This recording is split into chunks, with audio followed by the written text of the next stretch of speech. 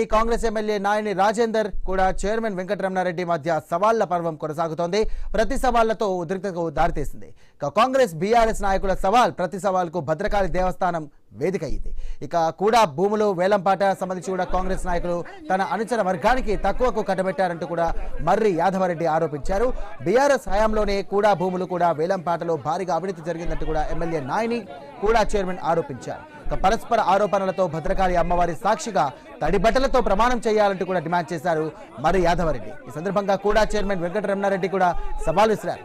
కూడా చైర్మన్ వెంకటరామరెడ్డికి తడి బట్టలతో ప్రమాణం చేస్తానంటూ కూడా ప్రతి సవాల్ విసిరారు. అనుకున్నట్టుగా ఉదయం 10 గంటలకు బీఆర్ఎస్ శ్రేణులు మర్రి యాదవరెడ్డి కలిసి కూడా భద్రకాళి ఆలయానికి చేరుకున్నారు.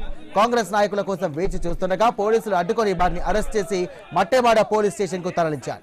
కాంగ్రెస్ హయాంలో భారీగా అవినీతి జరిగిందని, అనుకున్న సమయానికి కూడా చైర్మన్ కానీ ఇటు ఎమ్మెల్యే నాయని రాలేదంటూ కూడా తెలియజేశారు.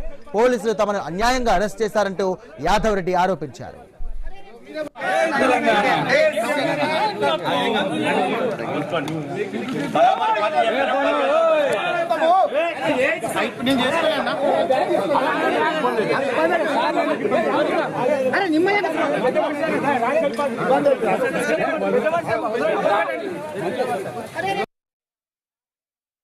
ప్రైవేట్ ప్రాపర్టీ 1,50,000 నుంచి 2 లక్షలకు గజం పోయే దగ్గర ఈ కూడా మొన్న నిర్వహించినటువంటి వేలంపాటలో కూడా చైర్మన్ గారు 65,000 గవర్నమెంట్ పాట అంటాడు.